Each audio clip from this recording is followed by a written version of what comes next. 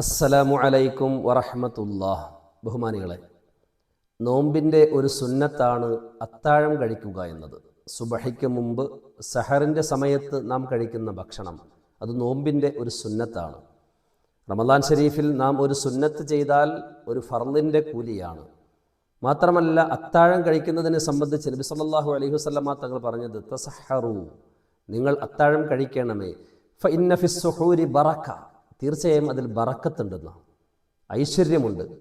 അപ്പോൾ ഫർളിൻ്റെ കൂലി കിട്ടും എന്ന് മാത്രമല്ല, നമ്മുടെ നോമ്പിന് ഒരു ബറക്കത്ത് കൂടിയാണ് അത്താഴം കഴിക്കൽ. അത്താഴം കഴിക്കുന്നതിൻ്റെ സുന്നത്ത് നമുക്ക് കിട്ടണമെങ്കിൽ അത്താഴം കഴിക്കുന്നു എന്നൊരു നിയ്യത്ത് നമുക്കുണ്ടാകണം. അത്താഴം കഴിക്കുന്നു എന്നൊരു നിയ്യത്ത്, ഞാൻ സഹറിൻ്റെ സമയത്ത് അത്താഴം കഴിക്കുന്നു എന്ന നിയ്യത്ത്. കാരണം ആദത്തിൽ നിന്നും ഇബാദത്തിനെ വേർതിരിക്കുന്നത് നിയ്യത്ത് കൊണ്ടാണ്. പതിവിൽ നിന്നും ഇബാദത്തായിട്ട് കാണുന്നത് നിയ്യത്ത് കൊണ്ടാണ്. അപ്പോൾ നമ്മൾ എന്ത് ചെയ്യണം? അത്താഴം കഴിക്കുന്ന സമയത്ത് അത്താഴത്തിൻ്റെ സുന്നത്തിനെ കരുതുന്നു എന്ന് നിയ്യത്ത് ചെയ്തുകൊണ്ട് നാം അത്താഴം കഴിച്ചാൽ അത് ബറക്കത്താണ്. മാത്രമല്ല, അംർ ബിൻ ആസ് റളിയല്ലാഹു അൻഹുവിനെ തൊട്ട് റിപ്പോർട്ട് ചെയ്യുന്ന ഒരു ഹദീസിൽ നമുക്ക് കാണാം, ഫസ്ലു മാ ബൈന സിയാമിന വ സിയാമി അഹ്ലിൽ കിതാബി അക്ലത്തുസ് സഹർ. കണ്ടോ?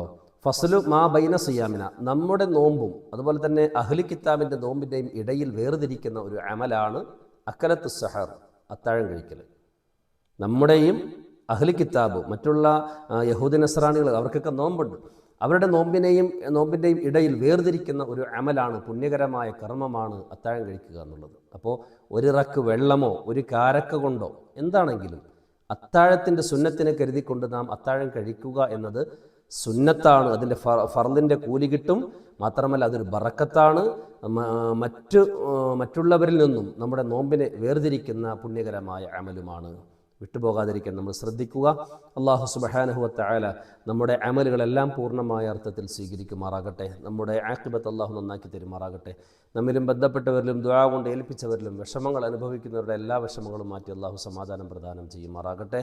നമ്മിൽ നിന്നും മൺമറഞ്ഞവർക്ക് അല്ലാഹു മഗ്ഫിറത്തും മർഹമത്തും നൽകുമാറാകട്ടെ. വആഖിറു ദഅവതി അൽഹംദുലില്ലാഹി റബ്ബിൽ ആലമീൻ. അസ്സലാമു അലൈക്കും വറഹ്മത്തുള്ളാഹി വബറകാതുഹു.